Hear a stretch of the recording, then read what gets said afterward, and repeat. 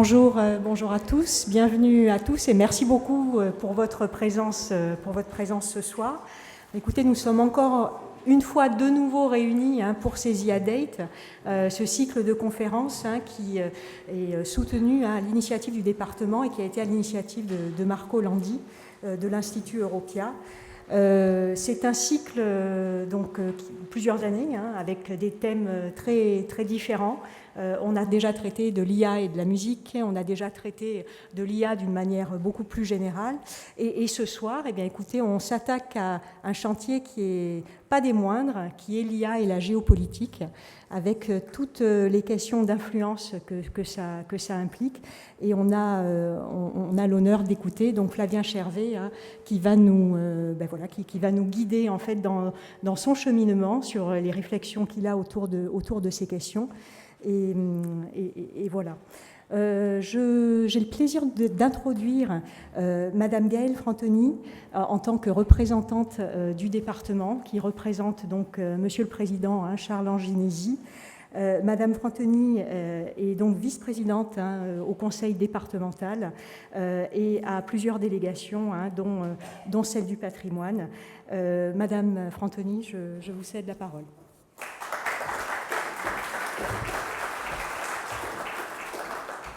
Mesdames, Messieurs, bonjour. Je ne serai pas longue puisque le principe, c'est bien sûr la conférence et nous sommes tous des amateurs de ces débats. Donc je voulais juste vous saluer au nom de Charles Anginesi. Vous savez que le département, au travers du Smart Deal depuis 2017, est fortement engagé dans la promotion et le développement de tout ce qui est numérique et intelligence artificielle.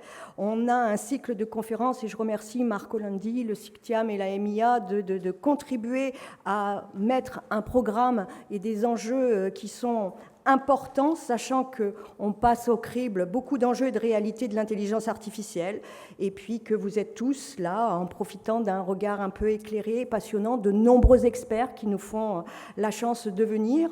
Nous avons eu dernièrement un magnifique événement puisque nous avons eu le premier festival du film et à l'aube de l'ouverture du festival de Cannes dans quelques heures, nous avons eu notre propre festival de l'intelligence artificielle avec un magnifique événement qui a amené plus de 2200 spectateurs pour une première participation et plus de 400 candidatures avec des œuvres magnifiques que nous avons pu voir. Donc cette année, ça a été une année riche, notamment dans ce nouvel événement qui aura lieu aussi l'année prochaine, donc vous pourrez prendre date. Et puis, je ne parle pas non plus des différents procès fictifs chers à Marco qui nous ont donné beaucoup à voir et à nous interroger. Aujourd'hui, c'est un nouveau chapitre, puisque nous allons aux côtés de Flavien Chervet, qui est un entrepreneur et un écrivain conférencier connu et reconnu, qui travaille sur les questions de l'intelligence artificielle et notamment la géopolitique depuis longtemps. Nous allons aujourd'hui travailler là-dessus, sujet qui passionne. Je dirais que ça pourrait être un des prochains sujets du baccalauréat dans le cadre des EDS, puisqu'en tant que professeur, je prépare les examens. Et je dirais que la question s'est posée notamment en lien avec les océans et la maîtrise de la mer. Et mes étudiants ont travaillé dernièrement là-dessus, donc ils auraient aimé pouvoir être là. En tout cas, l'IA bouscule l'univers mondial. C'est plus qu'un outil, c'est plus qu'une technologie, c'est un levier de pouvoir. Et je pense qu'aujourd'hui, nous allons avoir des arguments qui vont nous permettre de pouvoir étayer notre réflexion. En tout cas, je vous dis que les conférences de l'IA ne sont pas terminées. Je vous donne dès à présent, puisque Marco aura le mot de la fin, rendez-vous pour la prochaine qui sera le 12 juin avec un titre magnifique, Marco. IA, ange ou démon, nouveaux outils, c'est vraiment tout un symbole. Donc, je vous souhaite une agréable soirée dans ce palais Sardes. Et puis, je remercie Flavien Chervet de pouvoir intervenir auprès du département. Merci à tous et merci à tous les collaborateurs qui ont organisé magnifiquement cette réunion. Bonne journée.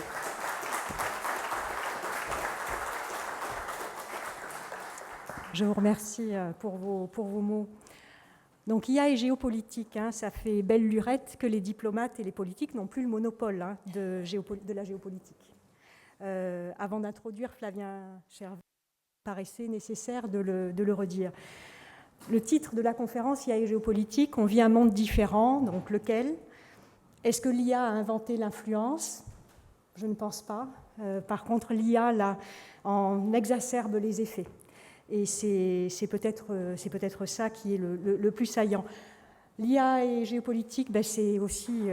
la géopolitique de l'IA est intrinsèquement liée à la géopolitique des terres rares, à la géopolitique des crédits carbone, à la géopolitique de tout un tas d'autres choses. Et voilà, et je suis vraiment curieuse d'entendre Flavien Chervet aussi sur ces sujets ce soir, et puis sur sa vision, sur ses réflexions sur le sujet. Donc Flavien Chervet est prospectiviste en IA.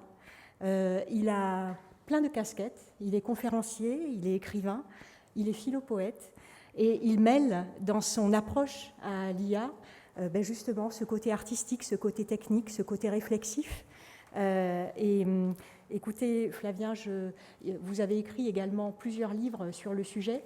Alors, je ne vais pas tout citer, mais notamment le livre Hypercréation en 2023, qui traite des impacts de l'IA sur la création.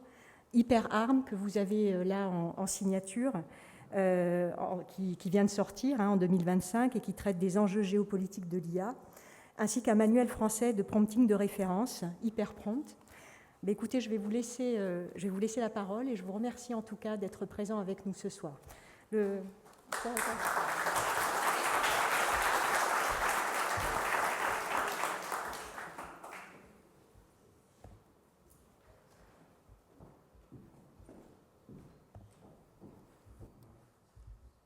à tous. Bonsoir. Alors je prends un micro, c'est ça? Est-ce qu'il fonctionne? Oui, magnifique. Alors, je préférais faire sans micro, mais on m'a dit que pour la vidéo, je n'avais pas le choix, donc je vais y aller comme ça. Est-ce qu'on pourrait basculer sur mon ordinateur en régie? Merci beaucoup. Alors, on est en mars 2022, donc c'est encore un peu l'hiver, il ne fait pas très beau, et c'est le soir. Et il y a des satellites, évidemment, comme d'habitude, qui sont de partout autour de notre planète. Vous savez peut-être qu'aujourd'hui, il y a plus de 12 000 satellites, une espèce de maille comme ça qui englobe notre planète. Il y en a 6 000 qui appartiennent à Elon Musk. Normalement, d'ici 1 an et demi, il en aura 12 000. Il aura le double de satellites de tout le reste de l'humanité réunie. Bref. Avec sa société, évidemment, Starlink. Donc, il y a plein de satellites qui environnent la Terre et qui prennent des photos. Et sur ces photos, quand les satellites passent au-dessus de l'Ukraine, on repère une espèce de ligne noire. 64 km. 64 km de chars. On est à environ 30 km de Kiev, et d'ici le lendemain, la colonne de chars va arriver à Kiev, et évidemment, face à 64 km d'artillerie lourde, Kiev va se faire engloutir. La nuit tombe.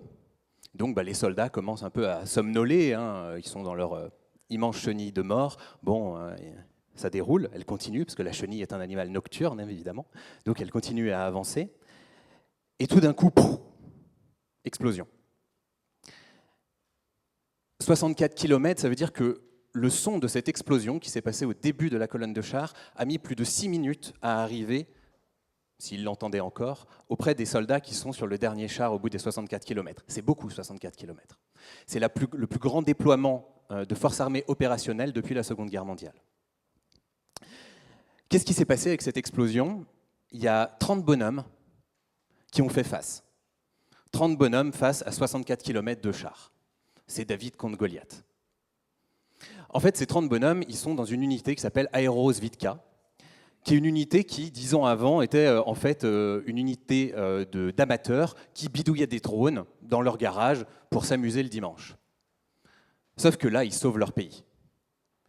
Ces 30 bonhommes, pendant la nuit, ils se sont faufilés avec des lunettes nocturnes, avec leurs drones qui peuvent monter en quelques minutes, et avec de l'intelligence artificielle dans les drones pour avoir de la vision automatique.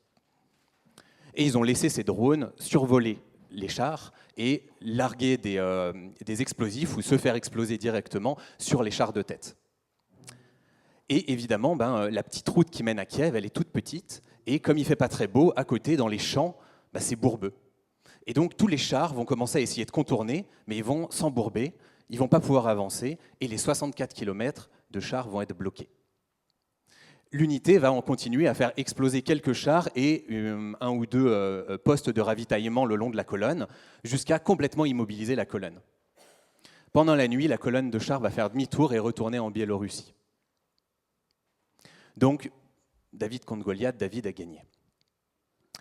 Alors, je vous raconte cette petite histoire qui est une histoire vraie, hein, c'est mars 2022, c'est le tout début de la guerre en Ukraine. Je vous la raconte parce qu'elle va donner le ton à toute la guerre de l'Ukraine, cette espèce de retournement de situation que produit la nouvelle technologie, et notamment les technologies d'intelligence artificielle qui en sont la colonne vertébrale dans le domaine militaire.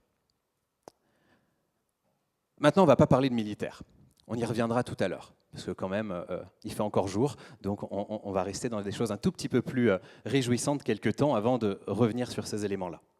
Je vais vous parler un peu d'intelligence artificielle parce que je crois qu'une des grandes erreurs, c'est de faire de la géopolitique sans réellement comprendre l'IA.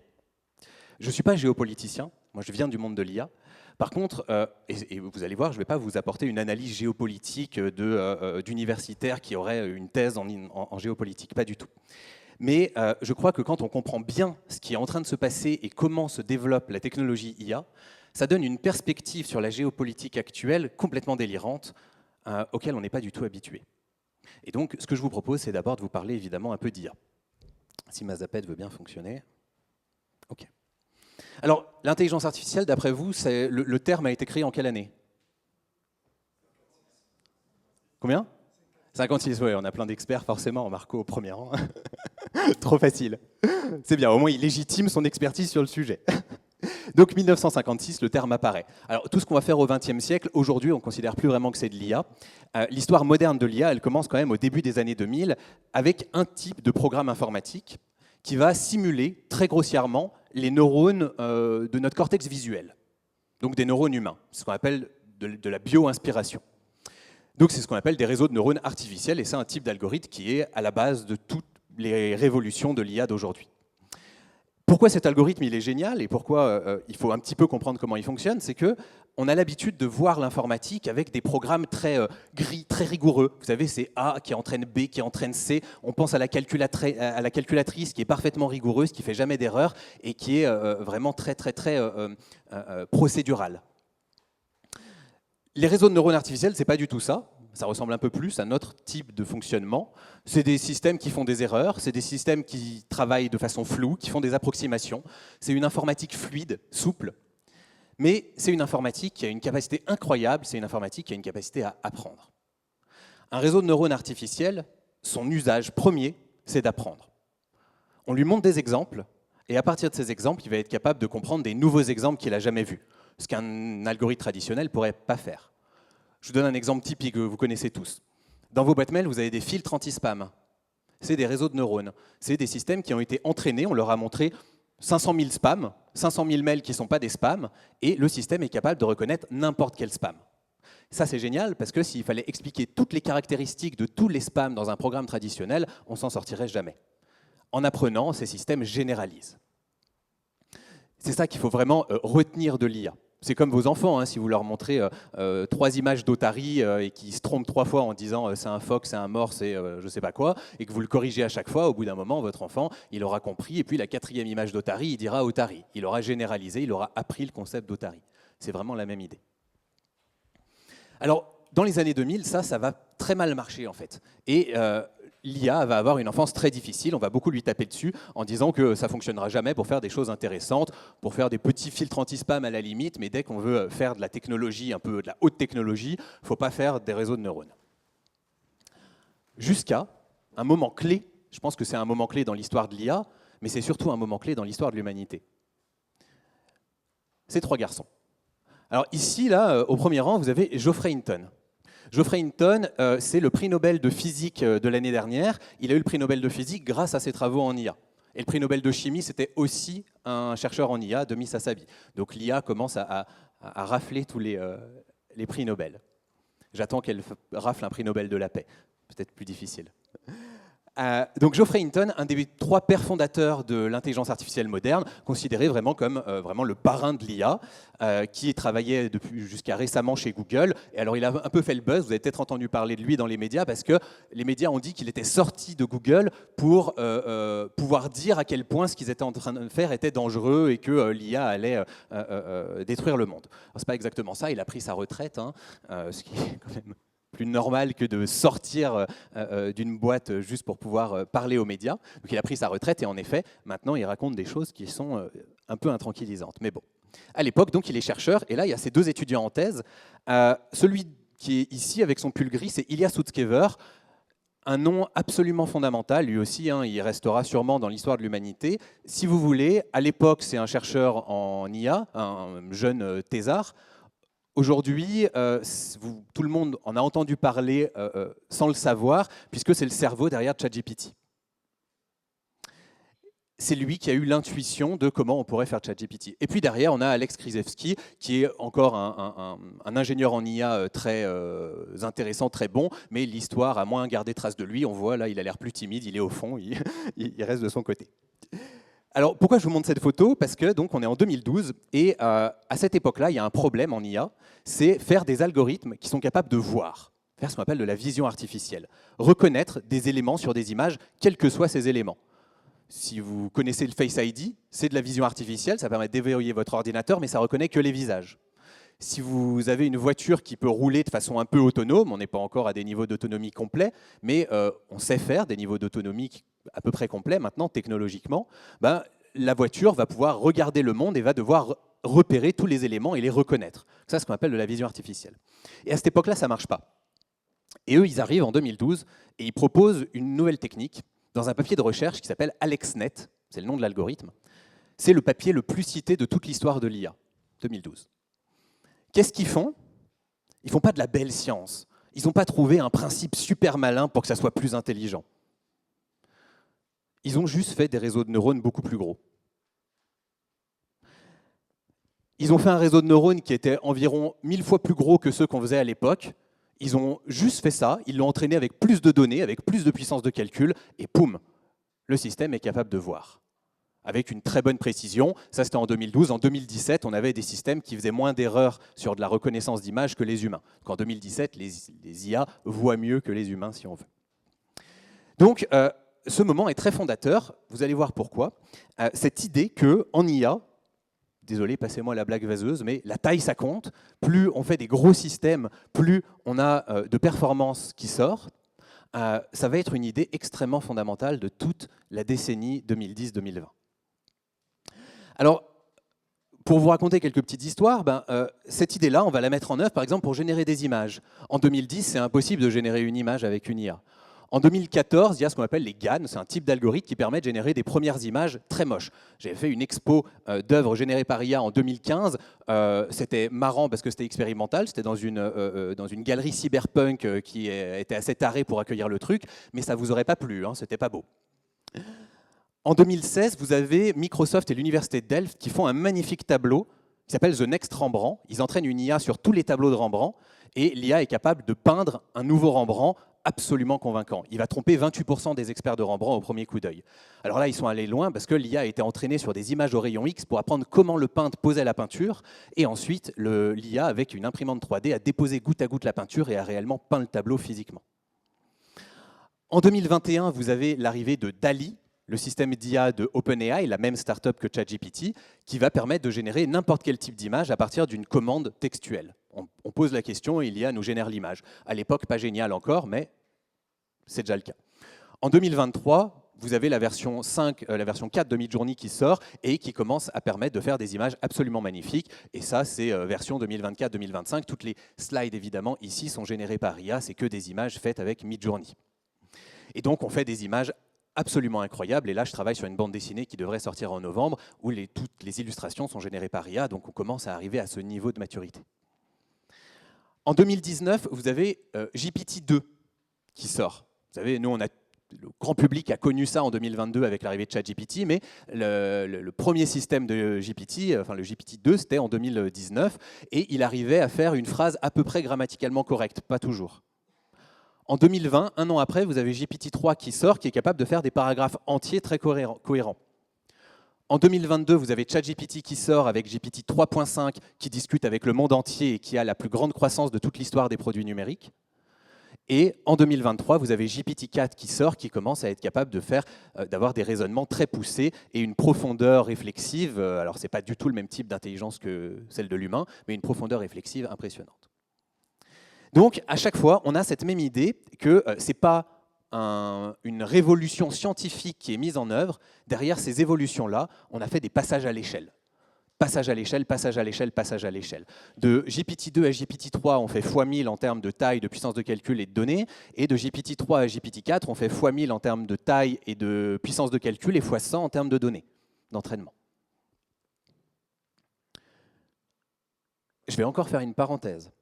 Avant de vous montrer pourquoi comprendre ça, c'est très important pour avoir une approche géopolitique, je vais faire une démo. Parce que c'est un peu théorique tout ça, et je pense qu'on ne se rend jamais aussi bien compte que quand on voit les choses se faire. Donc je vais vous faire une démo de l'état où on en était en 2024, avec, comme on est ici et qu'on avait des jolies vidéos du World AI Cannes Festival, on va faire quelque chose de créatif. Donc je vais poser mon micro. Avec ce micro, oui, parfait, on m'entend. Donc, on va créer un concept de bijou en 5 minutes. Je vais aller très vite. Vous allez vous dire que c'est de la magie noire, hein, mais ce n'est pas pour vous expliquer toutes les étapes, ça on pourra en parler autour du cocktail, mais c'est juste pour que vous voyez jusqu'où on peut aller quand on joue vraiment avec ces systèmes et que ce n'est plus du tout du vent. Donc là, c'est 2024. Depuis, ça a encore largement évolué, mais pour pouvoir le faire rapidement sur scène, je fais avec des technologies de 2024. On va commencer avec ChatGPT, que vous connaissez sûrement pour la plupart, donc bienvenue sur l'interface de ChatGPT, pour ceux qui ne connaissent pas, enchanté. Et donc, on pourrait poser la question à ChatGPT, peux-tu me proposer un concept de bijou créatif? Ce n'est pas une bonne façon de poser des questions à l'IA, on aura un concept très peu créatif. L'IA ne réfléchit pas comme un humain. Je ne vais pas vous expliquer les détails, mais en gros, elle produit des réponses probables, et évidemment, du créatif, c'est de l'improbable. Le plus probable, ce n'est pas créatif. Donc si on veut une réponse créative venant de l'IA, il faut que notre demande soit elle-même improbable pour que la réponse la plus probable soit elle-même improbable. Donc, je vais lui dire, tu es un grand joaillier très créatif, reconnu pour ses bijoux originaux et fascinants, tu dois créer un concept de bijoux audacieux. Ces petites techniques de prompting, ça met l'IA dans le rôle de l'expert qu'on aimerait interroger, ça améliore le type de résultat. Et puis je vais lui donner de la méthode créative. Je vais lui demander de faire des associations longue distance. Propose-moi 4 artistes très éloignés du monde de la joaillerie qui pourraient te servir d'inspiration, et pour chaque artiste, propose-moi un concept de bijou. Alors, Kandinsky, un pendentif, Hervé Télémaque, fragment d'histoire mentale, Yoku, oracle chromatique, et Paul Asher, typo atlas. Alors, je ne connais pas Yoku. On va prendre Kandinsky parce que c'est très coloré, hein, ça devrait bien fonctionner pour un bijou. Hein. Kandinsky, l'un des pionniers de l'abstraction géométrique. Donc voilà, c'est ce type d'œuvre d'art avec plein de petites formes, des grands aplats de couleurs. Donc, on va partir sur ce bijou, et puis maintenant, on a envie de le visualiser, ce bijou. Mais si on demande à ChatGPT de le visualiser, il va nous faire une image, mais les images de ChatGPT, elles ne sont pas géniales. Midjourney fait des bien plus belles images. Donc, moi, je veux utiliser Midjourney. Midjourney, c'est le meilleur système pour faire des belles images aujourd'hui. Alors, je pourrais lire ça, et puis aller décrire à Midjourney exactement le bijou, et il me ferait une image. Mais une description de bijou, c'est du texte. ChatGPT est capable de le produire. Donc moi, j'ai fait un prompt que je peux réutiliser, qui est un prompt à créer des prompts. Je lui dis, on garde le concept 1, donc c'est le concept Kandinsky, et en fait, j'explique à ChatGPT comment écrire un bon prompt pour Midjourney pour qu'il me l'écrive. Okay, donc là, je lui explique, je veux que tu me donnes une description synthétique en anglais, alors Midjourney fonctionne mieux en anglais, etc. Je lui explique comment ça fonctionne, je lui montre même un exemple. Et donc là, il me fait un petit paragraphe, Kandinsky inspired, kinetic, pendant, etc. Bon, si vous êtes anglophone, vous comprenez, sinon c'est pas grave, ça décrit le bijou de façon synthétique. Et puis je vais sur Midjourney. Alors Midjourney, hein, bienvenue, voilà des images publiques, ça c'est les images, les tops du jour, c'est pas moi qui les ai fait, mais vous voyez qu'on peut avoir de tous les styles. Et puis je vais envoyer la commande, hop, et ici dans Create, sur ma page, il est en train de me faire 4 propositions pour ce bijou, donc notre pendentif. Pendant qu'il me fait ça, je vais faire un 3e prompt, de la même façon. Imaginons que je veux faire une expérience client un peu sympa. Je veux proposer ce bijou avec un petit bonus. Vous savez, la vache qui rit, il propose des magnettes à mettre sur les frigos. Bon, pour un bijou, on ne va pas proposer un magnète. On pourrait proposer un opéra. C'est classe, un opéra avec un bijou, un opéra unique. Et donc là, le meilleur système pour générer de la musique aujourd'hui, c'est Udio. Donc je vais demander à ChatGPT de me générer un prompt pour Udio. Le voilà, je copie le prompt, je vais sur Udio. De la même façon, une interface avec les musiques qui ont été créées par la communauté aujourd'hui. J'envoie et dans mon interface, il va m'en créer plusieurs. On va voir les bijoux, voilà les 4 bijoux qu'il me propose, très bien. On est bien dans le style de Kandinsky. Lequel vous préférez? Celui-là est bien là. Allez, on prend celui-là. Je le télécharge. Je vais utiliser un dernier système d'IA qui est très pratique parce qu'il fait de la reconnaissance sémantique, il reconnaît les éléments sur des images et ça permet notamment de supprimer les fonds. Donc avant, c'était très long de faire ça. Maintenant, c'est instantané. Donc maintenant, je vais pouvoir l'utiliser. Je vais le mettre là. Je vais l'appeler Bijou. On va aller écouter la musique, on va voir ce qu'il nous a fait.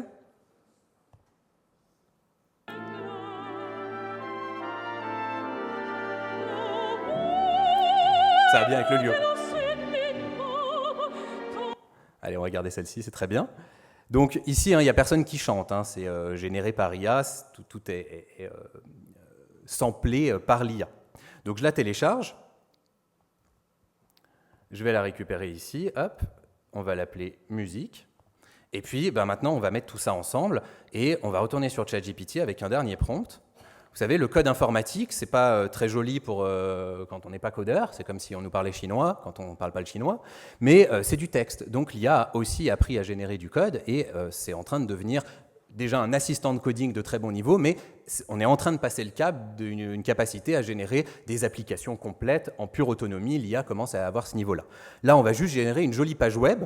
Imaginons qu'on veuille vendre ce bijou en ligne. Je veux créer une page web simple, engageante, en français pour ce bijou. La page a un fond gris foncé, des bordures internes de 10%. Elle est séparée en deux sections. Une section à gauche avec une image du bijou, un petit module audio pour jouer notre musique. Et puis, à droite, le nom du bijou et un petit texte qui raconte le bijou de façon poétique, comme le font les bijoutiers sur leur site. Et vous voyez que il m'a écrit le code, c'est bon. Donc je copie le code, j'ai un petit bouton pour le copier, c'est pratique. Je vais ici, je crée un nouveau document texte que je vais appeler page, je l'appelle page.html. HTML, c'est juste pour dire à mon ordinateur que c'est une page web, ça n'a rien de très exotique. Hop, je l'ouvre ici. Vous voyez, c'est juste un bloc-notes dans lequel je peux taper du texte. Je mets le code, j'enregistre, je ferme parce que je ne veux plus voir de code.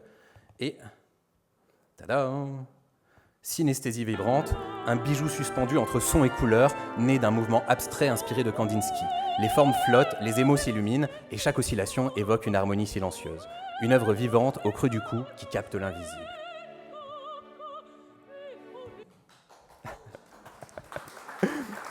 Ok. Pour la première fois de votre vie, vous avez applaudi une IA. Il faut vous y habituer, probablement que ça va être de plus en plus courant. Bon, évidemment, il y a la créativité du processus, mais c'est pour vous montrer avec quelque chose d'un peu créatif qui parle à tous, à quel point on peut aller loin déjà aujourd'hui avec les technologies qui sont à notre disposition. Et tout ça à portée de main, c'est pas compliqué, on demande en langage naturel. Ok, maintenant que on a vu un petit peu ce qui était en germe dans l'IA, je vous ai quand même parlé juste avant de militaire, et puis là, je vous fais une petite démo créative.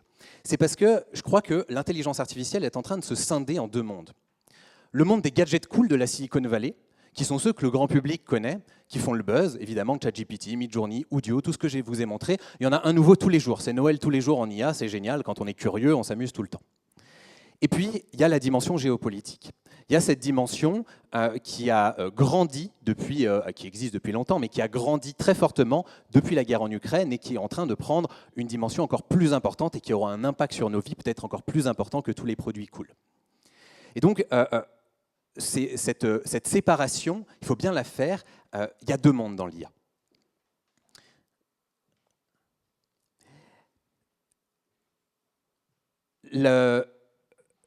La dimension géopolitique, pour la comprendre, il faut rentrer dans ce qu'on appelle les lois d'échelle. C'est ce que je vous disais tout à l'heure. Les systèmes qui sont là, je vous les ai montrés, ils datent de 2024. Déjà maintenant, on fait bien mieux. On peut demander à une IA de faire tout le processus toute seule et elle se débrouille.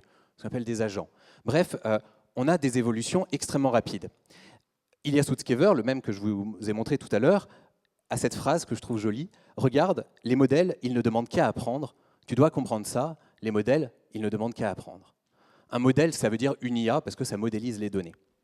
Et donc cette vérité, qui est là en langage naturel, mais qui s'exprime aussi sous la forme d'un terme, en anglais les scaling laws, en français les lois d'échelle, ça détermine complètement le monde de l'intelligence artificielle aujourd'hui. C'est l'idée que plus gros, c'est mieux, comme je disais tout à l'heure. Alors, je vous ai mis pour le plaisir des yeux, parce que maintenant qu'on a fait un peu d'art, on va faire un peu de science, je vous ai mis l'équation des scaling laws, voilà. J'espère que vous êtes tous capables de la décrypter. Hop, c'est fini. Donc, on a mathématisé, en fait, comment les systèmes d'IA se développent au fil du temps. On a un certain nombre d'équations qui permettent de décrire comment les performances des systèmes d'IA évoluent quand on augmente la taille du système, c'est-à-dire le nombre de réseaux de neurones dans le système, la puissance de calcul qu'on met en entrée ou le coût, les deux se ramenant à peu près l'un à l'autre, et puis le nombre de données qu'on utilise en entraînement. Avec ces trois paramètres et cette équation, on a un prédicteur assez efficace de la performance à laquelle on peut s'attendre. Et quand on regarde les performances des systèmes depuis le début des années 2000, cette équation s'est confirmée sur un passage à l'échelle de puissance de calcul effective de plusieurs millions de milliards. Ça fait beaucoup d'ordre de grandeur. Donc, on a des lois. Si vous connaissez la loi de Moore, c'est un peu la même idée. La loi de Moore, c'est une loi empirique. On regarde le passé et ça nous permet de nous dire, OK, dans 1 an, dans 2 ans, dans 5 ans, où est-ce qu'on sera si la loi continue ? Eh bien, les scaling laws, les lois d'échelle de l'IA, c'est pareil, c'est des lois empiriques. Peut-être que l'année prochaine, elles s'arrêteront de fonctionner. Mais elles ont tellement bien fonctionné jusque-là que toute l'industrie travaille à les réaliser. C'est devenu une espèce de prophétie autoréalisatrice. Et ce qu'il y a de génial avec ces scaling laws, c'est qu'on peut extrapoler. Ça sert déjà très basiquement dans l'industrie, ça sert à investir dans l'IA. Si on sait qu'on a un certain jeu de données et un certain algorithme, on sait combien on a besoin d'argent pour entraîner l'algorithme, etc. Mais ce qui nous intéresse pour la géopolitique, c'est extrapoler.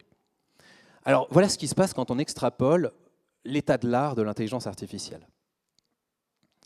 2023, je vous mets que les dernières dates. 2023, on a le niveau de GPT-4 qui peut être comparé, bon, c'est une comparaison un peu poussive, mais on peut le dire comme ça, aux capacités universitaires d'un étudiant en premier cycle universitaire. GPT-4 est à peu près à ce niveau-là, il est capable, voilà, il y a un prof par exemple d'économie aux États-Unis qui avait fait passer son test, l'équivalent de la licence d'économie, à GPT 3.5 en 2022, et GPT 3.5, alors il pensait, le prof d'économie, que GPT 3.5 aurait C, A étant la meilleure note. Et le GPT a eu D, c'est vraiment une très mauvaise note. Et donc il a dit, jamais une IA aura A avant 2029 au moins. 4 mois après, GPT-4 sort, il lui fait repasser le test, la fleur au fusil, en se disant peut-être que cette fois il aura C. Non seulement GPT-4 a A, mais il se classe comme le 2e meilleur étudiant de toute la promotion. Donc 2023, on a ce niveau-là. Les lois d'échelle prédisaient qu'en 2025, il fallait s'attendre, avec la continuité du développement de cette technologie, à ce qu'on ait un niveau à peu près doctorant. On a eu ce niveau-là avec le système O1 qui est sorti pour sa version preview en septembre, pour sa version complète en décembre 2024, donc un peu plus tôt que les prévisions. Et aujourd'hui, on a O3 qui, dans un grand nombre de domaines de la science, a à peu près le niveau d'un docteur. Par exemple, en biologie moléculaire, il a le niveau d'un docteur. En code informatique, il se classe dans les 3% de meilleurs codeurs du monde. Donc sur tout un ensemble de compétences de très haut niveau, O3, qui existe, vous l'avez à disposition pour $20 par mois, est à ce niveau-là. Il faut savoir un peu l'utiliser, mais il est à ce niveau-là. Alors qu'est-ce qui se passe si on regarde un cran plus loin ? On est déjà allé plus vite que les prédictions, alors que beaucoup prédisaient évidemment qu'on irait moins vite, parce que ça paraît trop fou. Eh bien 2027, il faut s'attendre à ce qu'on ait des systèmes qui soient à peu près au niveau des meilleurs humains dans tous les domaines. C'est demain.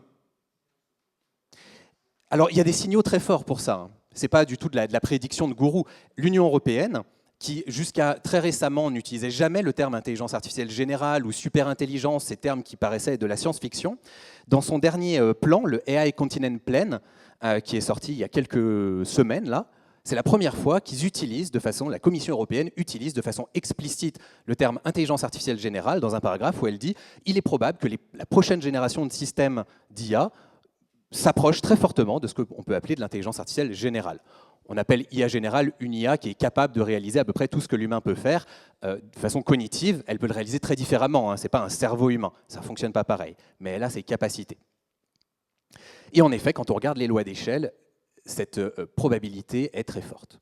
Ça ne veut pas dire que ça va arriver, je ne lis pas l'avenir, mais ça veut dire que toute l'industrie regarde ça et se dit « Ok, donc en 2027, l'intelligence artificielle va être l'enjeu économique le plus important de l'histoire de l'humanité. On va automatiser l'intelligence. » Je ne sais pas si ça va arriver, hein, encore une fois. J'espère que ça va mettre plus de temps, personnellement. Sinon, ça va être compliqué. Mais il faut regarder l'impact que cette prévision a sur l'industrie. Alors, évidemment, je vous ai dit tout à l'heure qu'on augmentait les performances, mais que pour augmenter les performances, il fallait augmenter la taille du réseau. Ça, c'est facile, il suffit de mettre plus de neurones, c'est du copier-coller, si on veut. Mais il faut augmenter des critères bien physiques. La puissance énergétique, l'argent, ça, on sait le trouver hein, dans l'IA en ce moment, il n'y a pas trop de soucis. Et puis, les données. Et aujourd'hui, les vraies questions qui se posent, c'est même plus des questions de performance. Presque tout le monde est convaincu qu'en 2027, on devrait être là. Les vraies questions, c'est les questions comment on trouve l'énergie et comment on trouve les données. Parce que si on augmente la taille du système sans augmenter la puissance de calcul et les données, on n'a rien qui en sort. Hein. Au contraire, il devient moins bon. Alors, je vous ai mis ce chiffre-là. À votre avis, au feeling, là, je ne sais pas s'il y a des ingénieurs ici, mais qu'est-ce que ça représente 10 gigawatts? À quoi ça peut faire référence, à votre avis? Pas dans le monde de l'IA, un référentiel plus classique. Est-ce que vous avez une idée? Centrale nucléaire? Centrale nucléaire, si c'est un très gros réacteur, il a 1 gigawatt de puissance énergétique. 3 Mile Island, par exemple, un réacteur, c'est environ 850 mégawatts. Donc 10 gigawatts, c'est 10 très gros réacteurs nucléaires. 10 gigawatts, c'est ce qu'on considère qu'il faudra mettre comme puissance énergétique dans un cluster de calcul pour faire un système en 2027 qui soit du niveau IA général. Aujourd'hui, le régime de création des nouveaux data centers, c'est de créer des centrales nucléaires en même temps qu'on crée le data center.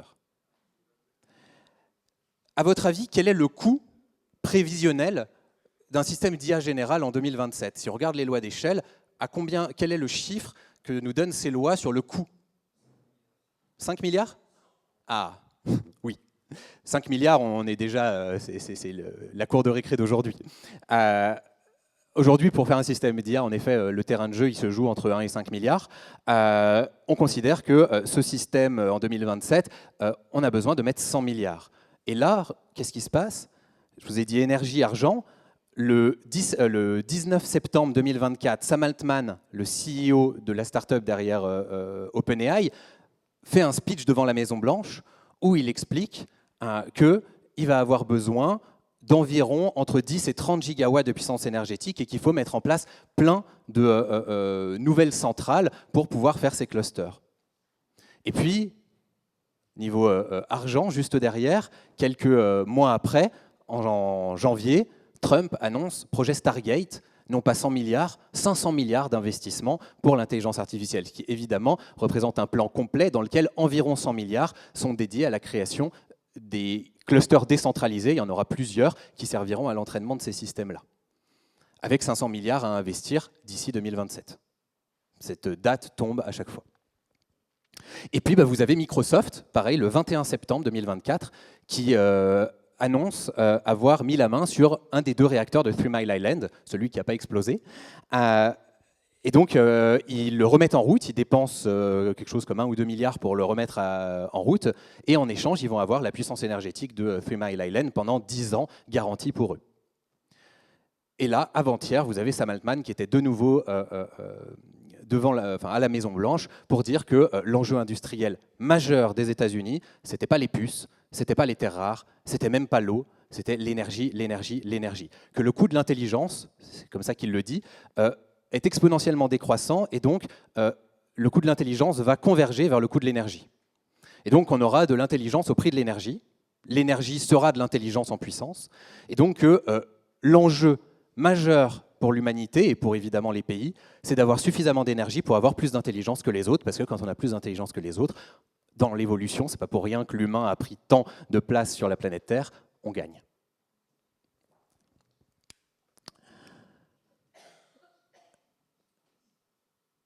Mais c'est pas fini. Parce qu'évidemment, l'IA générale, se dire un système informatique qui fait à peu près tout ce qu'un humain sait faire, en fait, c'est un seuil très anthropomorphique, c'est très lié à notre condition humaine. On se représente ce qu'est capable de faire un système informatique à partir de ce que nous, on connaît de l'intelligence. Et on pourrait se dire d'ailleurs que, vu que l'IA apprend sur des données humaines, elle va plafonner au niveau des meilleurs humains. Et en fait, c'est faux. C'est une fausse idée. On a des systèmes d'IA qui sont capables d'apprendre par eux-mêmes, comme un enfant apprend par curiosité en explorant le monde. Il met sa main au feu une fois, 2 fois, 3 fois. Il a appris, il ne le fera plus. Personne ne lui a dit, mais il sait que le feu, ça brûle. De la même façon, on a des techniques d'apprentissage, qu'on appelle l'apprentissage par renforcement, voilà, qui servent à ce qu'une IA puisse apprendre par elle-même, en explorant un environnement et en essayant énormément de choses sur cet environnement. On simule une sorte de curiosité débridée. Et ces systèmes-là sont capables de largement dépasser le niveau humain, pour l'instant plutôt dans des domaines restreints.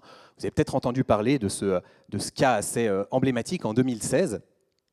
AlphaGo, un système d'IA conçu par Google DeepMind, la startup d'IA de Google, bat Lee Sedol, le meilleur joueur au monde de Go.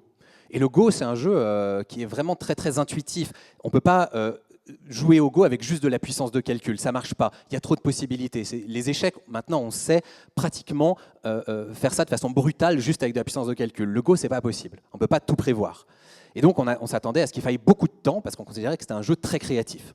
Et Lee Sedol était considéré comme le joueur le plus créatif de son époque. AlphaGo va non seulement gagner contre Lee Sedol 4 parties à 1, sur un tournoi de 5 parties, mais en plus, pendant la deuxième partie, le 37e coup qu'il va jouer va rentrer dans l'histoire du Go. Ce 37e coup n'a jamais été joué dans l'histoire du Go. Il défie toutes les techniques traditionnelles et orthodoxes. C'est un coup qui va être considéré comme extrêmement créatif. Et aujourd'hui, il est joué par les grands maîtres qui l'ont appris d'AlphaGo. Il y a eu une version ensuite qui s'appelle AlphaZero, qui a été entraînée sans aucune donnée humaine et qui bat à plat de couture AlphaGo et qui joue très différemment des humains et bien mieux que les humains parce qu'elle a appris sans données humaines. Donc elle a pu pousser au-delà. Donc,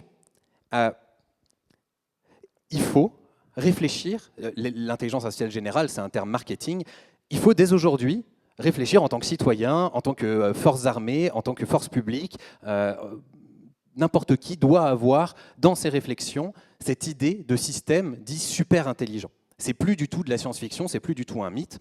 Ça ne veut pas dire que ça va être Terminator ou ce que nous a vendu la science-fiction, c'est pas du tout ça. Mais il va y avoir des impacts énormes sur la guerre, sur le travail, sur l'art, sur toutes les dimensions de la vie humaine. Et donc c'est aussi pour ça que des choses comme le World AI Cannes Festival sont importants, il faut donner un sens à ces nouveaux objets qui arrivent. On s'attend à ce que, après 2027, très rapidement, le cap soit passé et que dans les années qui suivent, on puisse avoir des systèmes qu'on appelle ACI pour Artificial Super Intelligence, des systèmes qui dépassent largement la capacité humaine dans la plupart des domaines cognitifs. Si on prend ça au sérieux, on est en train d'entrer dans une époque très, très, très spéciale. Et je ne pense pas du tout, je sais qu'en France, on adore être désabusé. On adore se dire, oui, on a déjà connu ça, des vagues technologiques, c'est comme le cloud, c'est comme Internet, c'est comme l'électricité. Je pense que celle-ci est éminemment différente. Ce n'est pas pour rien que la science-fiction la raconte depuis aussi longtemps. Ce n'est pas pour rien qu'elle habite les mythes depuis l'histoire ancestrale de l'humanité. Chez Héphaïstos, dans sa forge, dans la mythologie grecque, il y a des êtres de roche qui travaillent. Et quand Héphaïstos part de la forge, c'est une histoire, il s'en va de la forge, et quand il revient, il découvre que, sans lui, ces créatures artificielles faites de roche ont travaillé mieux que quand il était là. Chez les Grecs. Ces mythes-là nous habitent. Et puis c'est Frankenstein, c'est le golem dans la Kabbale juive. Enfin, cette idée-là, elle est présente dans toutes les cultures humaines. Cette idée de la création d'une intelligence artificielle, d'une créature artificielle. Ce n'est pas du tout une technologie comme les autres parce que c'est une technologie qui est d'abord spirituelle. Spirituelle, pas au sens religieux, au sens qui questionne l'esprit humain. Et puis, c'est une technologie qui va beaucoup plus vite que toutes les autres dans son développement. Alors, maintenant, voyons un petit peu les conséquences géopolitiques avec un jeune homme que je voudrais vous introduire, qui a été un des premiers à, on va dire, vraiment secouer le bananier en écrivant un rapport qui s'appelle Situational Awareness, qui est sorti en juin 2024, donc c'est très récent, où il prend au sérieux les lois d'échelle. Il a toute une première partie de son rapport qui décrit très précisément, beaucoup plus précisément que j'ai le temps de le faire ici, comment ces lois d'échelle fonctionnent et là où elles nous emmènent, et quel est leur niveau de crédibilité. Et puis, dans une deuxième partie, il en tire ce qui lui semble être, pour les États-Unis, la conséquence géopolitique. Et j'aimerais vous lire un petit extrait de ce rapport pour voir un petit peu l'ampleur de ce que ça veut dire.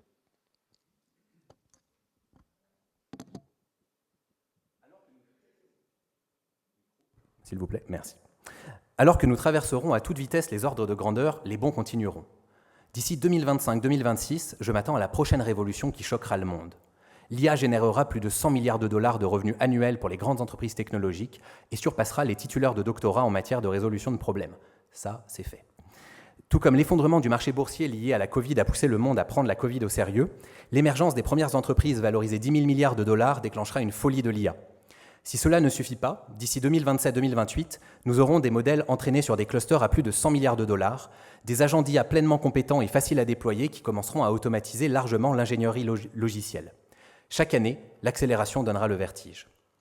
Bien que beaucoup ne voient pas encore la possibilité de l'IA générale, un consensus finira par se former parmi les principaux scientifiques, dirigeants et responsables gouvernementaux.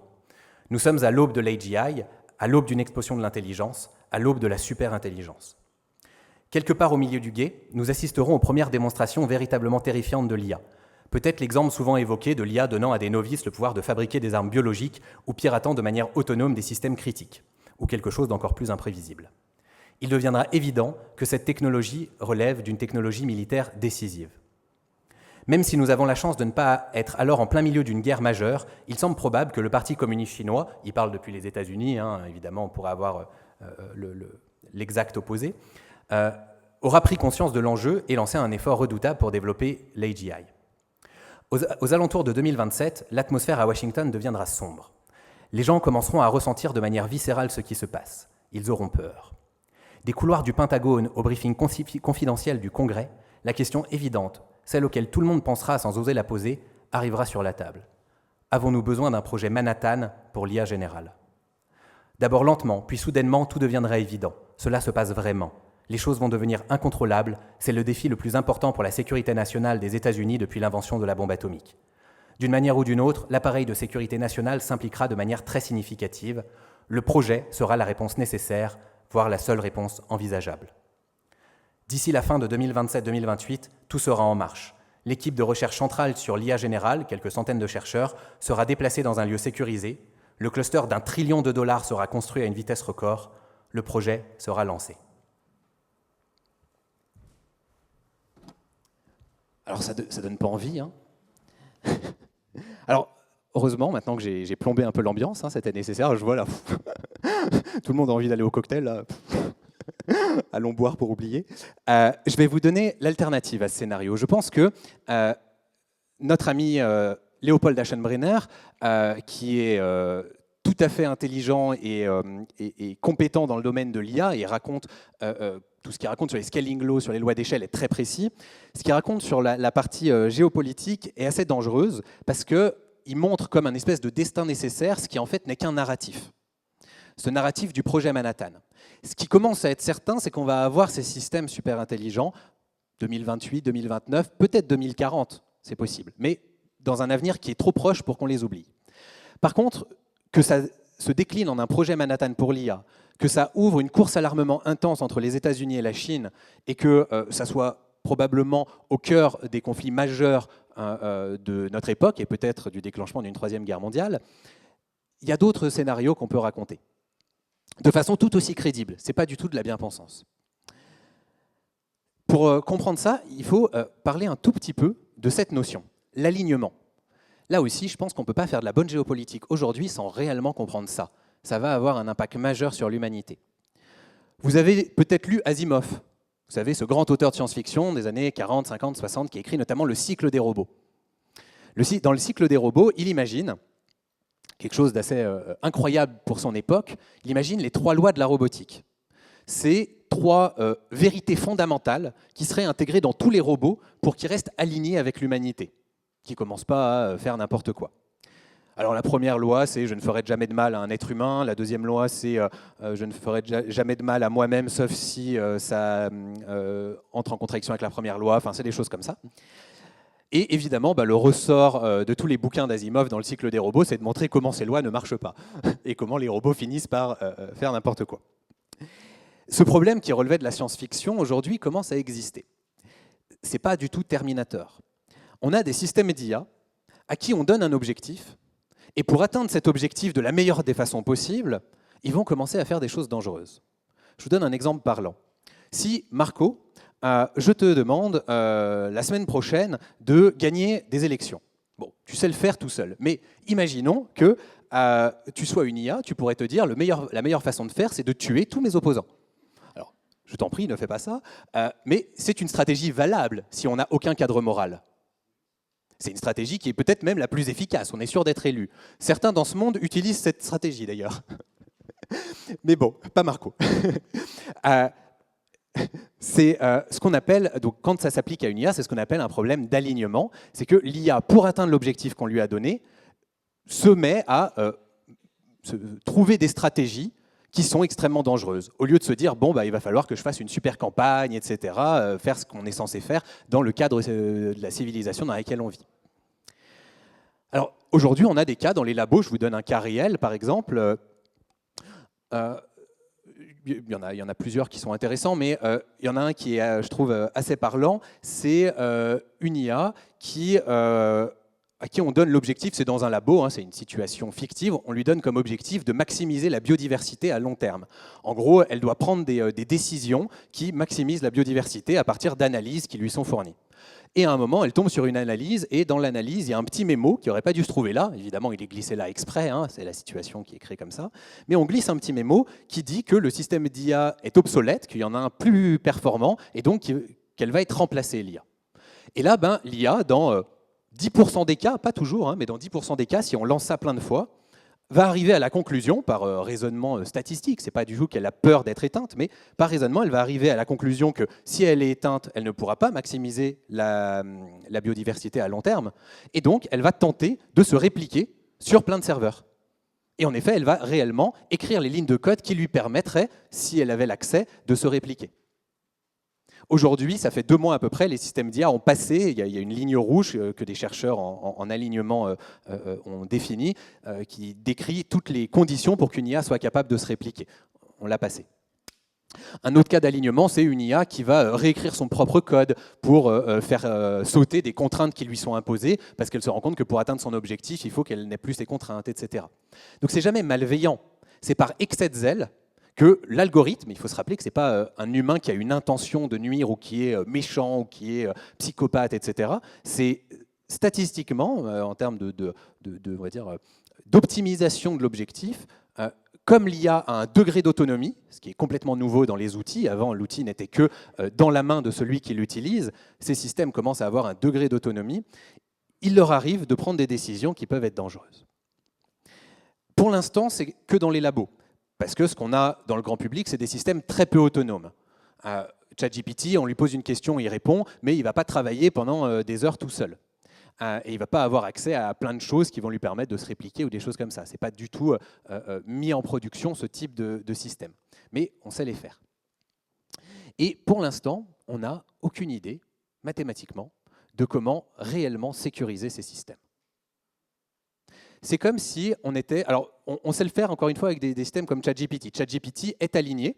C'est pour ça qu'il va très difficilement vous donner la recette du cocktail Molotov si vous lui demandez. Il vous dira « Ah non, je ne peux pas faire ça, c'est pas bien ». Il est très sympa. C'est des techniques d'alignement qui permettent de faire ça. Mais on ne sait pas comment appliquer des techniques d'alignement plus poussées pour des systèmes qui s'autonomisent. Eh bien, c'est une très bonne nouvelle. C'est une très bonne nouvelle parce que... tout comme on ne met pas des avions dans le grand public sans que ça soit une industrie absolument sécurisée et que les accidents soient tellement minoritaires qu'on accepte ce micro-risque par rapport aux bénéfices, de la même façon, le premier goulot d'étranglement de l'intelligence artificielle va être notre capacité à la contrôler. Et c'est un goulot d'étranglement qui peut être long, parce que c'est de la recherche fondamentale et on a besoin de décortiquer très précisément ce qui se passe dans ces algorithmes. Et donc, tout ça amène une alternative. En ce moment, sur la scène internationale, le consensus qui est en train de se former, ce n'est pas un consensus autour d'un projet Manhattan. Les Américains sont en fait les plus belliqueux concernant l'IA, les Chinois ne sont pas très belliqueux.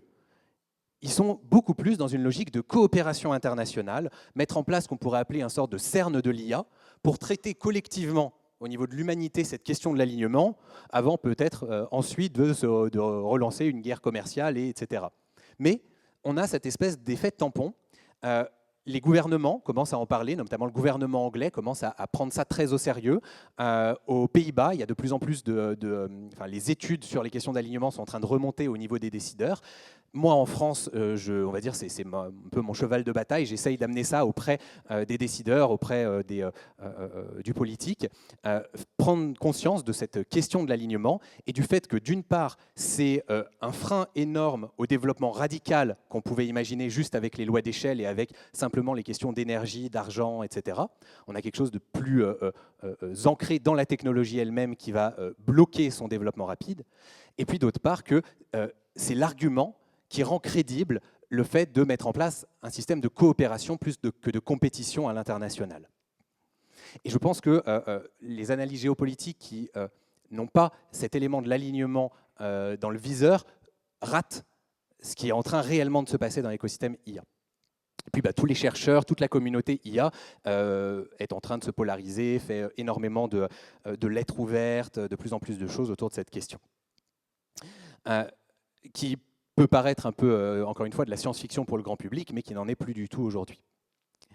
Donc, face à ce scénario, on va dire, projet Manhattan de l'IA, on a ce scénario CERN pour l'IA, qui est beaucoup plus réjouissant, parce que quand on crée de la coopération, on crée des interdépendances, et les interdépendances, il n'y a rien de mieux pour forger la paix. On ne forge pas la paix en étant gentil, on forge la paix en créant des dépendances. Donc, à mon avis, c'est, pour moi, en tout cas dans ma vision des choses, avec l'écologie, la question de l'alignement de l'IA est les deux plus grands défis de notre époque, les deux défis qui vont nécessiter que l'humanité travaille ensemble. Et là où pour l'instant, pour l'écologie, comme c'est très contraignant et qu'il n'y a pas de bénéfice direct derrière, on a beaucoup de mal à y aller. Pour l'alignement, il y a un bénéfice direct. On a envie de débloquer cette technologie collectivement au niveau de l'humanité. Je ne dis pas chacun d'entre nous, mais voilà. Et donc, il y a une force énorme pour développer ces techniques d'alignement. Et ce qu'on voit, c'est qu'avant, le financement de l'alignement évoluait tout doucement. C'était un domaine de recherche très restreint. Et le domaine de la performance pure, faire des systèmes plus puissants, évoluait, les financements explosaient. Et depuis, je pense que ça fait 6 mois, que la courbe des financements pour l'alignement commence à prendre la même pente et que la courbe des financements commence à être un tout petit peu moins rapide. Il y a l'effet bulle qui est en train, on voit que ça ne fait pas les miracles auxquels on s'attendait aussi vite que ce à quoi on s'attendait, mais il y a aussi cette idée chez les investisseurs que des systèmes beaucoup plus puissants, tant qu'on n'est pas capable de les sécuriser, on ne va pas pouvoir les commercialiser et donc ça crée un frein. Dernier élément, je voulais faire un parallèle aussi avec l'histoire. Notre cher Léopold Aschenbrenner, avec son idée du projet Manhattan, il insuffle l'idée que l'intelligence artificielle est à comparer avec l'arrivée de la bombe atomique. Il nous donne l'idée qu'on est face à un objet militaire du même acabit. Je crois que c'est très faux. Je crois qu'il y a un autre précédent historique qui est moins connu du grand public, qui fait moins, on va dire, effet waouh, mais qui est beaucoup plus proche de ce qui se passe en IA. Par rapport à l'IA, la bombe atomique est pratiquement une arme propre d'un point de vue militaire, c'est-à-dire qu'elle est contrôlable. On sait qui on vise, on sait quels dégâts ça va faire. C'est circonscrit dans l'espace et dans le temps. Si on envoie une bombe atomique chez nos voisins, elle n'explose pas en même temps chez nous. Alors, pour plein de raisons, il risque de nous en envoyer une aussi, et donc on ne le fait pas, et c'est très bien. Mais en tant qu'arme, on connaît ses effets. L'intelligence artificielle, pour la question de l'alignement, ce n'est pas le cas. Et il y a un précédent historique, c'est celui des armes biologiques. Dans les années 60 et tout début 70, mais surtout les années 60, on commençait à très bien contrôler les virus, la biologie, et les grandes puissances commençaient à développer un armement, un arsenal biologique très intense, les Américains étant évidemment les plus radicaux là-dessus, mais il y avait aussi les Russes avec Biopréparat, un grand plan de développement d'arsenaux biologiques. Et ce qui s'est passé, pourquoi on n'a pas eu de guerre ouverte biologique, c'est qu'il y a eu 2 rapports, un de l'OMS et un de l'ONU, à la fin des années 60, qui ont amené 2 idées clés. Première idée clé, les armes biologiques sont beaucoup plus accessibles que les armes nucléaires, et donc c'est une mauvaise idée stratégique pour les grandes puissances d'en développer, parce qu'en les développant, elles les rendent plus mainstream, et donc des plus petites puissances vont pouvoir se les approprier, et finalement, tout le monde va avoir des armes de destruction massive, et l'avantage nucléaire va être moins élevé comparativement. Et donc, ce n'est pas efficace stratégiquement de développer les armes biologiques, parce que si on a le nucléaire, on a envie de garder cet avantage-là que les autres petits pays, plus petites puissances, ne pourront pas atteindre. Si on développe des armes biologiques, en fait, on est en train de réduire sa puissance relative. Deuxième argument, c'était que les armes biologiques sont incontrôlables. Si on balance un virus chez son voisin, même si on a vacciné ses militaires et sa population, le virus peut vacciner, on est dans l'ordre du vivant, on ne sait pas exactement ce qui va se passer, et le virus peut créer une pandémie, nous retomber dessus. Ce n'est pas circonscrit dans l'espace et dans le temps, on prend un risque majeur pour nos populations quand on attaque l'ennemi. Ces deux raisons-là, elles vont faire en sorte qu'en 1972, les Américains changent de bord, décident d'arrêter le développement des arsenaux biologiques, qu'ils se mettent d'accord avec les Russes et qu'on puisse voir apparaître le plus grand traité de désarmement de l'histoire de l'humanité, le traité de désarmement biologique qui a été en 1972 et qui aujourd'hui perdure encore. Il y a eu quelques débordements, mais dans l'ensemble, il y a eu surtout des débordements dans les armes chimiques, par exemple en Irak, mais dans l'ensemble, les armes biologiques ne font pas partie massivement des arsenaux militaires. Et c'est plutôt une bonne nouvelle. Les deux caractéristiques que je viens de développer, accessibilité maximale, incontrôlabilité, c'est exactement les deux caractéristiques qu'on retrouve dans l'IA. L'incontrôlabilité, tant qu'elle n'est pas alignée, aucun militaire a envie qu'un système d'IA pour attaquer l'ennemi fasse péter la maternelle d'à côté, pour une raison que le système d'IA aura considérée comme étant extrêmement intéressante. Donc tant que ces systèmes n'ont pas une garantie d'alignement et de sécurité, ils sont incontrôlables et on ne peut pas les utiliser. Et deuxièmement, en effet, c'est des systèmes informatiques, c'est encore plus facile à répandre et à déployer que des armes biologiques. C'est massivement accessible. Si un système d'IA d'ordre militaire fuite une fois, il se retrouve partout. Et en plus, à l'époque, 1972, c'était les petites puissances que les grandes puissances ne voulaient pas voir grandir. Mais aujourd'hui, on a même la menace terroriste. Et donc, si un système d'IA d'ordre militaire commence à se répandre, c'est encore plus inacceptable qu'à l'époque. Les menaces décentralisées sont encore plus présentes. Donc, on a les deux mêmes arguments, cette accessibilité maximale, c'est facile à copier, c'est facile à déployer, c'est facile à utiliser, vous l'avez vu avec ma démo, et l'incontrôlabilité. Et donc, on a de la même façon les deux leviers qui permettent de faire pression. Et donc, ce n'est pas du tout de la bien-pensance de se dire qu'on va aller vers une coopération. Rationnellement, c'est l'avantage de tous. Alors, ce qui est très intéressant, c'est que dans le panorama géopolitique, on voit que la Chine, en ce moment, pousse très fortement dans ce sens-là, beaucoup plus que dans le sens militaire, et elle se rapproche énormément de l'Europe. Alors évidemment, quand on voit les États-Unis se rapprocher de la Russie, la Chine se dit, bon, ben, on va aller chercher un allié, voilà. Mais concernant l'IA, la Chine construit en ce moment des relations très fortes avec l'Europe sur une logique de coopération autour de la sécurisation de l'humanité, avec un narratif qui est l'IA n'est pas une menace militaire venant de nos ennemis, l'IA peut être une menace pour l'humanité si on n'arrive pas, si on s'en sert avant de l'avoir contrôlée. Donc c'est un narratif bien différent qui suppose la coopération. Donc c'est très intéressant, en ce moment je suis beaucoup la façon dont communique la Chine vis-à-vis de l'Europe, parce qu'on sent cette tentative de rapprochement qui a des enjeux d'influence, mais qui porte aussi ce projet. Et donc qui, là aussi, par rapport au narratif, nous éloigne un petit peu des Américains. Dernière chose, parce qu'on est européen, je suis européen personnellement, peut-être qu'ici vous n'êtes pas tous européens évidemment, mais ici on est en Europe. Je pense en plus que c'est une opportunité industrielle incroyable pour l'Europe, cette question de l'alignement. Tout comme l'industrie de l'aviation va de pair avec une industrie de la sécurisation des avions, qui est florissante et qui gagne beaucoup d'argent et qui fait plein de, qui a une puissance industrielle à l'international. De la même façon, l'industrie de l'alignement et de la sécurisation des systèmes d'IA va devenir florissante parce qu'on va en avoir besoin pour déployer les systèmes et va porter un potentiel industriel énorme et économique énorme. Et là où on n'a pas la même capacité à libérer du potentiel financier que les Américains, Du coup, on a du mal à jouer dans la même cour que les Américains sur la performance des systèmes d'IA. Les meilleurs systèmes d'IA sont américains et chinois aujourd'hui. En Europe, on a Mistral AI, qui est un très bon système, mais qui n'est pas tout à fait au même niveau quand même. On n'a pas tout à fait la même capacité à produire de l'énergie en se fichant complètement de l'environnement, etc. Donc, il est plus difficile pour nous de courir au même niveau que les Américains dans la course à la performance. Par contre, dans la course à la sécurisation, on est un pays qui réglemente. Des fois, on trouve ça triste, mais dans cette course-là, ça va être une force. On est un pays qui a des énormes valeurs humanistes, qui a une tradition axiologique, philosophique, de construction de cadres moraux. C'est des choses qu'on sait très bien faire, c'est des choses pour lesquelles on a une excellence. C'est tout ce dont on va avoir besoin pour encadrer ces systèmes-là. Et on a une excellence académique, ce qui fait que pour débuter toute cette industrie, ça commence par de l'académique, par énormément de recherche, avec du transfert dans des startups qui demandent un peu moins d'argent que faire des systèmes énormes. Bref, on a une énorme carte à jouer. Et donc, je pense qu'il y a un narratif à raconter en Europe, c'est arrêtons de courir derrière les Américains.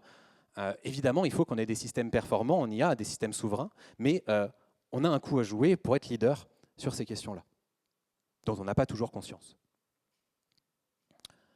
Et ben, si vous voulez en savoir plus, j'ai mon bouquin qui sera disponible. Donc, ça retrace bien plus précisément toutes les évolutions militaires de l'IA, bien plus précisément toutes ces histoires de loi d'échelle et bien plus précisément ces narratifs et cette question géopolitique. Merci beaucoup de m'avoir écouté.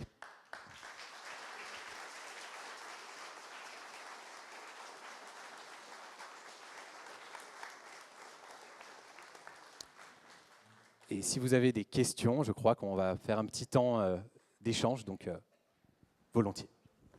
C'est pas moi qui gère.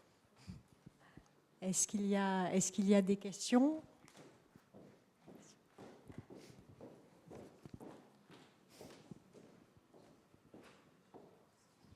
Alors, deux petites questions. D'abord, qu'est-ce que vous pensez de la régulation européenne qui voit l'IA, qui la mesure comme un risque plutôt que comme une opportunité ? Donc ça, pour moi, c'est un frein très important. Et la deuxième question, c'est, il y a aussi d'autres voies que d'essayer de faire plus grand, plus fort, donc en utilisant les SLM, en utilisant des systèmes plus petits, mais en les combinant. Voilà, c'est mes deux questions. Alors, je vais commencer par la deuxième.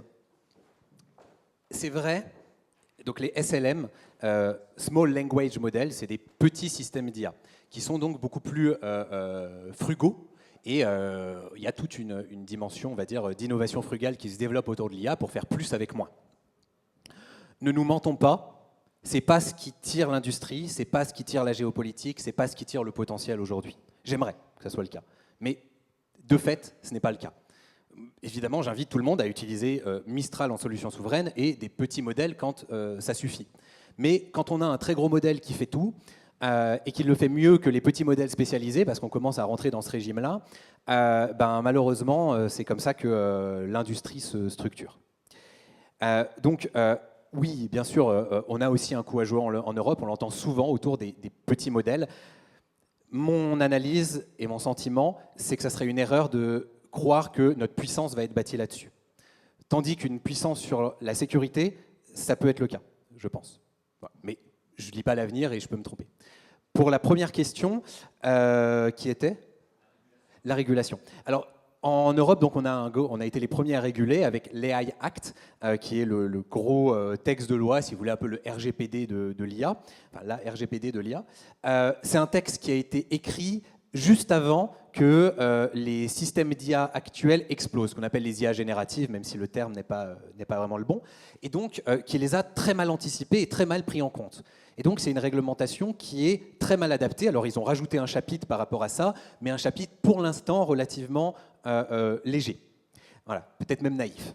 Mais en même temps, il y a dans ce texte, dans l'organisation qui a été conçue autour de ce texte, un organe qui est là pour étudier les évolutions de l'IA et permettre d'amender le texte au fur et à mesure.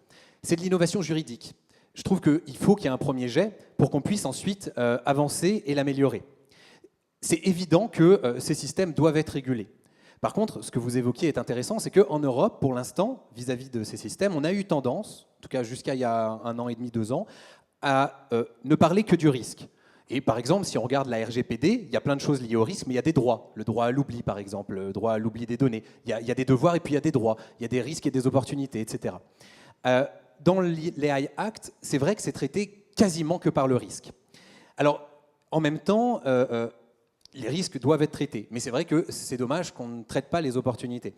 Et ça fait aussi partie de, on va dire, je crois, les chevaux de bataille de nos dirigeants actuels, de pousser au niveau européen une libération et du potentiel entrepreneurial et du potentiel financier lié à ces questions-là.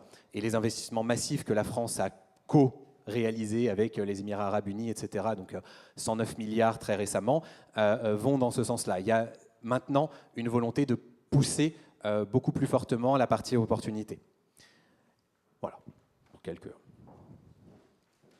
Merci. Bonsoir, bravo pour cette conférence très intéressante. Merci. Ma question porte sur la cyberguerre que nous mène la Russie, parce que vous parlez d'échanges entre la Chine et l'Europe, mais qu'en est-il de l'utilisation de l'IA, justement, parce qu'ils sont très forts depuis des décennies pour nous attaquer. Donc, comment utilisent-ils l'IA et qu'est-ce qu'on peut faire, du coup, face à un système illibéral ? Alors, il y a énormément de menaces cyber qui ne sont pas toutes du fait de l'IA. Hein. La cybercriminalité monte en flèche. Ça aussi, c'est un des problèmes majeurs de notre société, de notre décennie, on va dire. Il y a deux grands éléments, je trouve, qui sont à penser par rapport à l'impact de l'IA. Le premier, vous le connaissez tous, c'est ce qu'on appelle les deepfakes.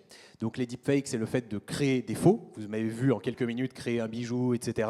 Bah, évidemment, on peut créer des faux humains, des faux voix, etc. Aujourd'hui, avec les meilleurs systèmes d'IA, avec 4-5 secondes de la voix de quelqu'un, on peut cloner sa voix, lui faire appeler ses parents avec des larmes dans la voix pour demander de l'argent. J'ai un ami qui a connu ça, hein, donc ça existe déjà autour de nous. En Corée, vous avez eu un nouveau type d'arnaque au patron, donc un salarié qui, à un moment, reçoit un mail lui demandant de se connecter à un pont visio pour discuter avec son comité de direction. Il se connecte et puis il tombe dans une réunion sur Teams où il y a 5 membres de son comité de direction en train de discuter de sujets financiers. Alors lui, il est au pôle paiement, donc il écoute sagement, il voit ses dirigeants qui parlent. Et puis au bout d'un moment, il y a un des dirigeants qui se tourne vers lui et qui lui dit par rapport à ce qu'on vient de se dire, positionne ces 3 paiements, 21 millions de dollars chacun, maintenant tout de suite. Et lui, il a vu toute une conversation crédible, il a son dirigeant devant lui qui lui parle, il envoie les 3 paiements. Toute la visio, c'était du fake. 1 ou 2 photos des dirigeants pour créer l'avatar, quelques secondes de leur voix récupérées sur des élocutions publiques, et pouf, on crée un faux Teams dans lequel on a tout ce trucage. Je peux le faire en une après-midi, j'aurai le même résultat qu'avec des outils publics qui coûtent maximum 30 $ par mois chacun. Donc, le problème des deepfakes, évidemment, entraîne toute une nouvelle catégorie de ce qu'on appelle les phishing. Et là aussi, je peux m'adresser à tous les citoyens que vous êtes. Faites attention. Si votre enfant vous appelle en pleurs, trouvez une façon de vérifier, etc. Soyez encore plus vigilants. On entre dans une ère... Alors, jusqu'à maintenant, l'ère du numérique, c'était une ère ambiguë. Les choses paraissaient vraies et on les croyait parce que pour les truquer, c'était difficile. Et donc, elles étaient rarement truquées. Mais ceux qui le voulaient vraiment pouvaient. Aujourd'hui, on n'est plus dans une ère ambiguë. Tout ce qui est numérique doit être considéré par défaut comme faux, sauf preuve du contraire. Et il y a des solutions, hein, notamment grâce à des technologies de blockchain. Là aussi, la blockchain a la capacité à nous permettre de tracer des objets numériques, à faire ce genre de support de vérité. Donc les deepfakes, ça c'est un gros sujet, et évidemment les Russes, mais pas que, utilisent les deepfakes pour attaquer l'opinion publique et défaire des tissus démocratiques, etc.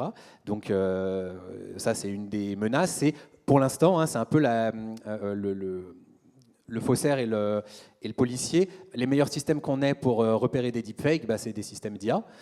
Et puis une fois que les systèmes d'IA s'améliorent, leurs capacités permettent aux systèmes faussaires de s'améliorer. Et puis une fois qu'ils font des meilleurs faux, etc., etc. D'ailleurs, c'est ça qu'on utilise pour entraîner certains systèmes génératifs. Une logique comme ça de course à l'armement entre 2 réseaux. Donc c'est le cas. Et puis le deuxième aspect, c'est les virus. Donc évidemment, écrire des virus de façon automatique par IA, quand on a un système qui n'est pas aligné, ça devient trivial. Si je récupère une version non alignée d'un système, ce qu'on appelle le base model, le système avant qu'il ait subi l'alignement, je peux lui demander d'écrire un virus informatique et il va le faire. Et donc, ça devient trivial de créer des attaques. Et puis, des nouveaux virus. Vous avez par exemple des chercheurs qui ont montré Pesidius. C'est un virus qu'ils ont créé là pour des fins de recherche, mais si des chercheurs le créent, on se doute qu'on le trouve facilement sur le darknet. C'est un virus qui est intéressant. Il vient sur votre ordinateur sans du tout être menaçant, comme un petit programme anodin. Et c'est très proche du cheval de Troie, en fait. Ce petit programme anodin n'est pas virulent, mais il est capable de faire des appels à une IA qui, elle, est capable d'écrire du code virulent. Et donc, il s'installe tranquillement sur votre ordinateur, il passe l'antivirus, et puis il fait un appel à l'IA pour qu'elle lui renvoie du code virulent. Il récupère le code virulent, il se modifie, ce qu'on appelle du polymorphisme en informatique, il se modifie pour devenir virulent et attaquer votre ordinateur. Donc c'est une attaque vraiment de l'intérieur. Et puis on a des systèmes d'IA aussi qui commencent à être adaptatifs. Ils vont attaquer, par exemple, je sais pas, un réseau électrique, tomber sur des défenses, se faire arrêter et se modifier jusqu'à trouver une faille. S'adapter constamment jusqu'à trouver une faille.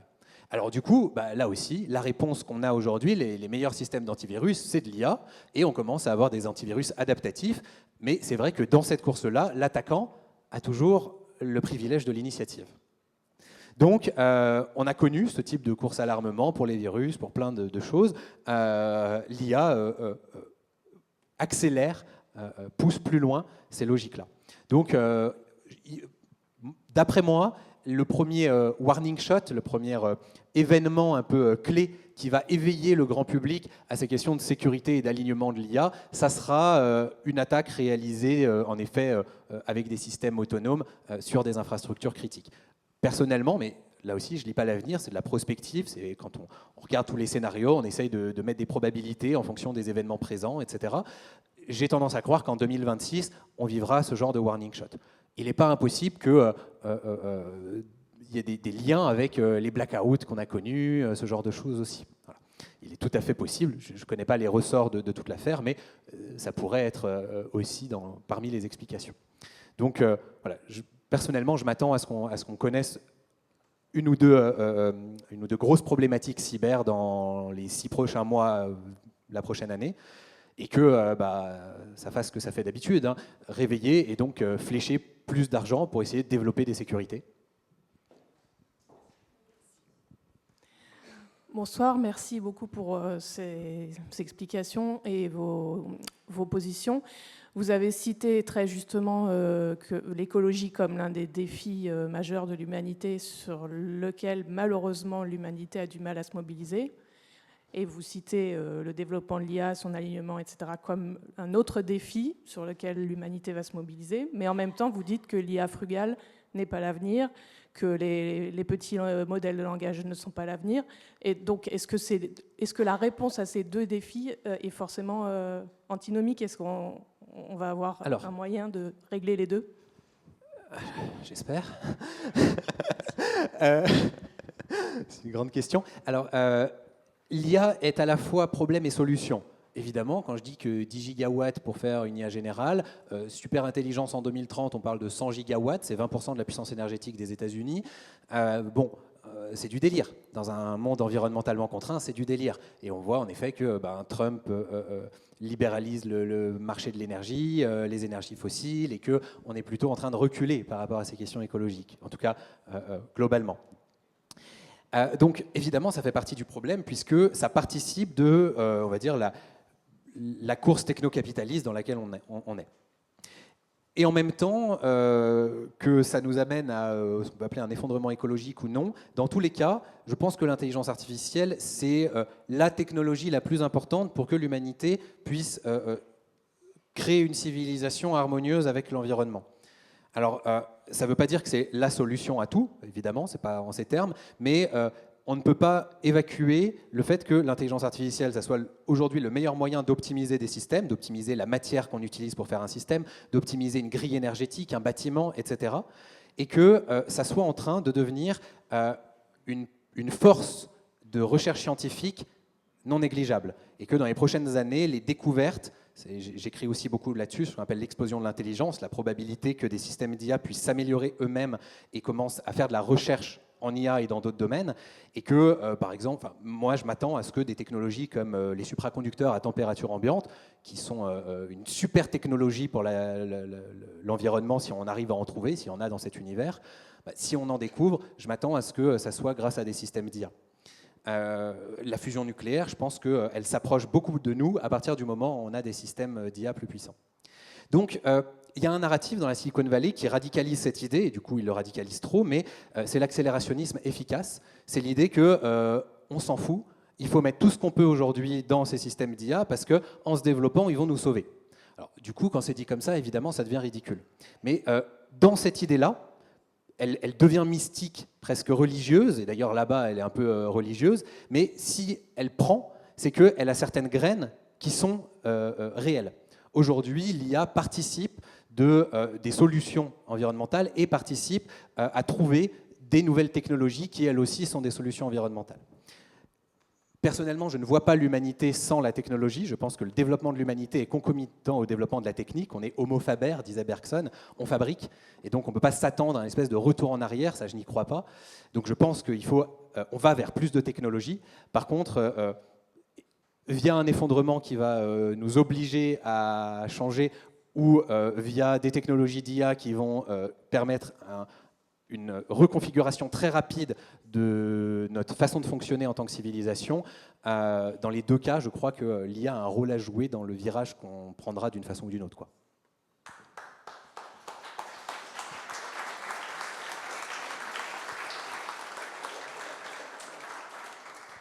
Merci beaucoup, Flavien, pour votre intervention.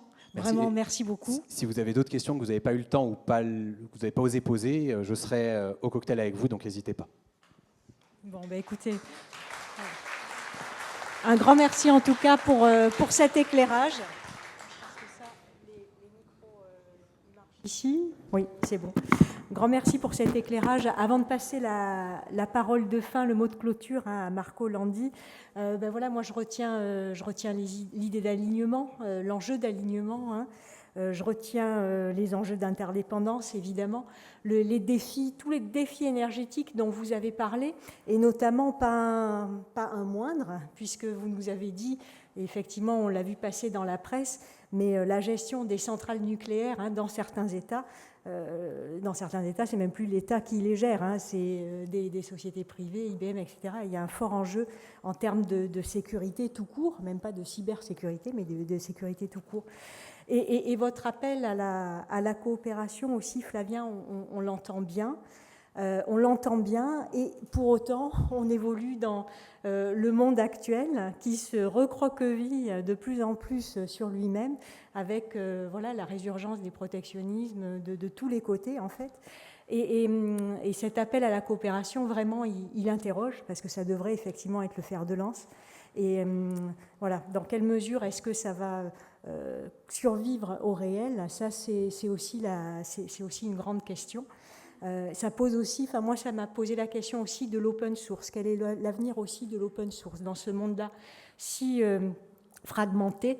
À la même date d'ailleurs, ce soir, il y a un événement numérique, Télécom Valley à Sophia Antipolis fait un événement sur ça. L'open source est en perte de vitesse. Alors on se demande si c'est lié à tous les protectionnismes actuels. Nous, en Europe, on est très friands d'open source et de partage et de coopération, mais est-ce que c'est réaliste au vu des enjeux actuels? Donc vraiment merci, Flavien, pour votre éclairage vraiment particulier, très réflexif, et qui nous ont emmenés dans des aspects, oui, un peu moins classiques en termes de géopolitique. Et ça, vraiment, merci pour ça. Je vais donner la parole à Marco Landi pour conclure cette conférence. Donc, président de l'Institut Européen. Marco, c'est à toi. Merci beaucoup. Bonsoir. Les latins auraient dit « mala tempora currunt ». On vive des moments terribles. On a appelé la conférence IA et géopolitique. Quel monde différent. Je pense que ce que vous avez dit, Falvin, je vous remercie beaucoup, c'était vraiment très intéressant. Cette alternative, c'est exactement l'objectif de tout ce que nous on est en train de faire. Et vous voyez là, Institut Europe, il y a comprendre pour agir. Et agir pourquoi? Pour cette alternative. C'est vrai que, malheureusement, les latins disaient aussi « si vis pacem parabellum ». Il faut apprendre de ça. Et parabellum ne signifie pas « fais la guerre ». Parabellum signifie aussi « prépare-toi ». Mais ce n'est pas nécessaire que tu vas faire la guerre. Mais tu dois être préparé. Et j'espère que l'Europe va se préparer aussi. C'est intéressant cette vision que vous avez, Europe et Chine. C'est intéressant, je ne l'avais pas encore perçu de cette façon, mais elle ouvre une possibilité très intéressante, très importante, que vous écrivez bien dans votre livre. Mais je voudrais vous demander quelque chose. Vous savez que nous, avec les départements, qu'on doit toujours remercier pour nous avoir ici, dans ce salon magnifique, la maison de l'intelligence artificielle, les CICTIAM, on cherche de créer de plus en plus de choses pour sensibiliser le grand public à l'intelligence artificielle. On fait des IA Dates, c'est la 3e année qu'on le fait, presque tous les mois, à l'exception du mois de juillet et d'août, et quelquefois on le fait quand même les mois de juillet et d'août. On fait des procès à l'IA, procès aux réseaux sociaux. On a lancé le World AI Film Festival, qui était vraiment un grand succès. Et on va le continuer. On aura une 2e édition. Et déjà, on est en train de travailler dans un esprit de coopération avec la Chine. La Chine, il va faire le World AI Film Festival avec nous le mois de septembre. On a ouvert à la Corée, on a ouvert au Japon.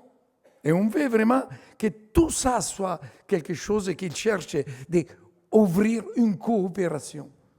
Le plus qu'on se connaît, le mieux qu'on se connaît. Mais je voudrais vous demander 2 choses. La première, est-ce qu'on pourrait faire des conférences en anglais? Et je vous explique pourquoi. Parce qu'après 3 ans qu'on fait, pratiquement en 3 ans, on a fait plus de 30 conférences. Trouver des talents comme Flavien Chervet pour venir ici, vous parler, nous, émotionner et nous donner des visions, ce n'est pas facile. Il faut qu'on ouvre au monde qui ne parle pas obligatoirement français. Est-ce que vous pouvez lever la main qui serait disponible à faire ça ou qui aimerait ça? Ce n'est pas la grande majorité, mais il est bon 50%. Peut-être qu'on demandera au président Ginesi de mettre une traduction instantanée. Vous pourrez être celui qui interprète ça et on vous pourrez. 2e chose, et vous pouvez nous contacter à travers les sites web de l'AMIA, les sites web du département, les sites web de l'Institut Européen. Si vous avez des suggestions, soyez militants.